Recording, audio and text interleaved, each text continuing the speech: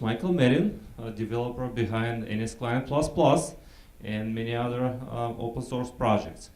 NSClient++ is an agent used for monitoring Windows machines through Nagios. Give your warm welcome to Michael Medin. Thank you.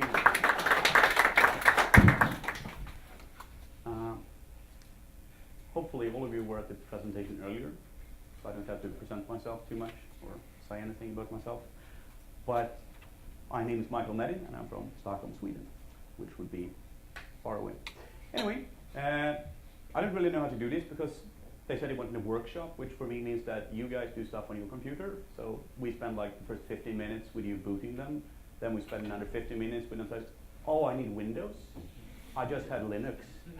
And then we sort of eaten up the entire hour we had. So I've tried to do slides instead, and I'm going to show you some stuff, which is not really what a workshop is for me, but that's sort of the only thing I could figure out to do.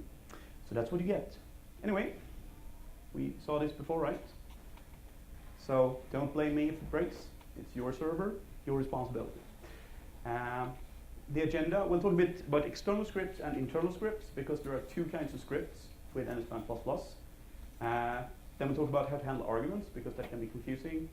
Then we'll go into how to write script. First batch files, then VBA scripts, and then internal scripts, which could be Python or Lua. We'll not really discuss the languages so much. I'll give you some sort of ideas on what you can do, how they work. But talking about, for instance, VBA scripting, I could spend like a week doing that, because there is a million of things you can do and interact with various components and stuff. So the idea is more to give you a sort of an idea on how to write script on Windows and where you can start. So that's sort of the plan. So we'll see what we actually do, which will probably be something else.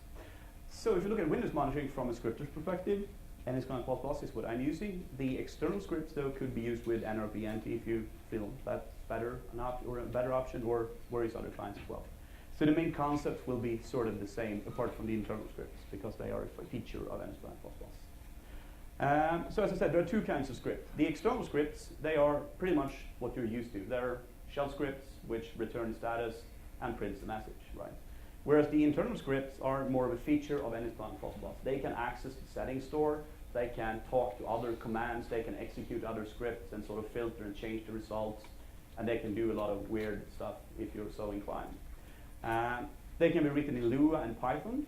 There are some plans to extend this list of scripts, but that's sort of what works right now. When it comes to Lua, that's a bit limited, because Lua doesn't really support Google Protocol buffers, so you do not get the full API. But we'll get into that later on. You can write external scripts in any language possible.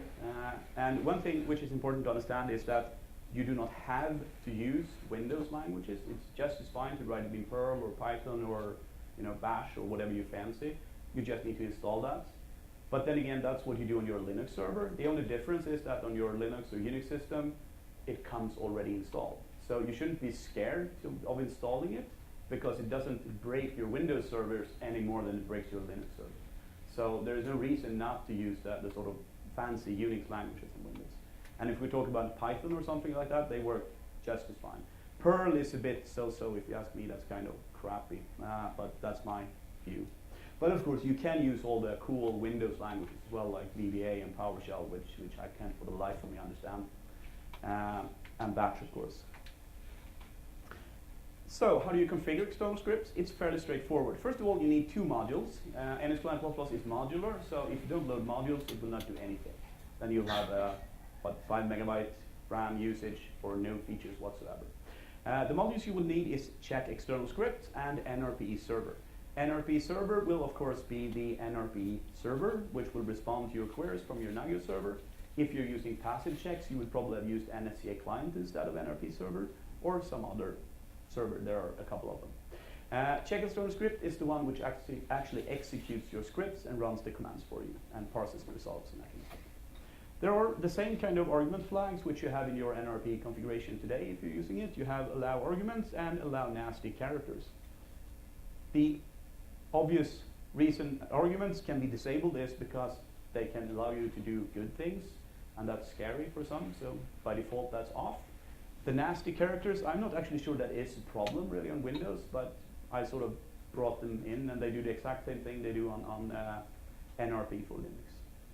But generally, I sort of set these to true whenever I need to do something, because you often need to. The nasty meta character is not really required, because very often when you talk about NWCNA++ commands, you can get around the sort of strange characters by using GT colon and some other weird syntaxes. So it could be good to know. If you configure internal scripts, it's sort of the same. You need either Lua script or Python script. And of course, if you're going to use NRP or NSA or something like that, you need to load that as well.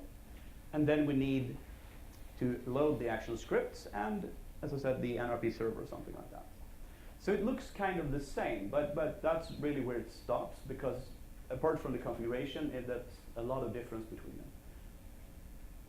So allow arguments can be configured in many places, and this is important to understand, because if you do not configure it in many places, it will not work. And a lot of people, they configure it in one place and it doesn't work, which confuses them. I sort of tried to draw a picture here to explain this. And the idea is that you can configure it over here with the NRP agent, or you can configure it in the check external scripts module. The difference, of course, if you configure allow arguments here, everything can use arguments except for check external scripts. And if you configure it just here and not here, then only your script can use it, but you cannot use it through NRP. So you generally need to configure it in both places to be able to use it for scripts. But configuring it for NRP is usually a good thing, because all of these commands require arguments. So if you do not enable it for NRP, it will be kind of difficult to use any of the other features, unless you're using aliases, of course, which I detest because it's pain to configure. But that's the other option. But it's important to understand that two places, meaning you need to do it in two places if you want it to actually work. Fairly straightforward. So let's get down to scripting and writing our first batch script. This is probably something you're not too unfamiliar with. To print things, you use echo. You probably use the same thing when you bash scripting in Linux, right? And then you use exit with a return status. So as you can see, it's exactly what you've been doing all these years in your favorite programming language on Linux. So you shouldn't be scared of Windows scripting. It's very easy to do. The configuration here is just a sample for one batch script, and that's a web page which has some nifty reference manual for batch scripting. And an important thing here is do not let preconceptions fool you. Batch is actually a kind of neat language, and it can do a lot of stuff. You do not actually, and I see someone is smiling over there, and it's true. I also thought batch was crap. But it can do a lot of stuff, and there is a lot of commands. And one thing which a lot of people don't understand is that in every new Windows version, there is a ton of new command line arguments which you can use. And a lot of people think that Microsoft equals clickety GUIs, but it does not actually. There is a lot of command line stuff you can do, and you can generally configure most things through the command line or check them and that kind of stuff. So explore that before you say that no, we can't do it because it's Windows. So batch is good. This is how a typical script would look. The echo off thing is something you might not be familiar with if you're using a normal language. For some bizarre reason, they're echoing all commands unless you say echo off. The little @ character there at the beginning is to not echo this line. So you can optionally just have a lot of @ signs at the beginning of all lines if you don't like to type echo off. But essentially, you just say your message and you exit with return status. Fairly straightforward, no big deal. If we run this from the command line, we do something like this. cmd/c is something you do not always require, but if you use the exit in your batch script, it will terminate the shell, meaning where you are. So if you have open up a DOS prompt and you run a command which uses the exit, it will terminate your DOS prompt and not just the script.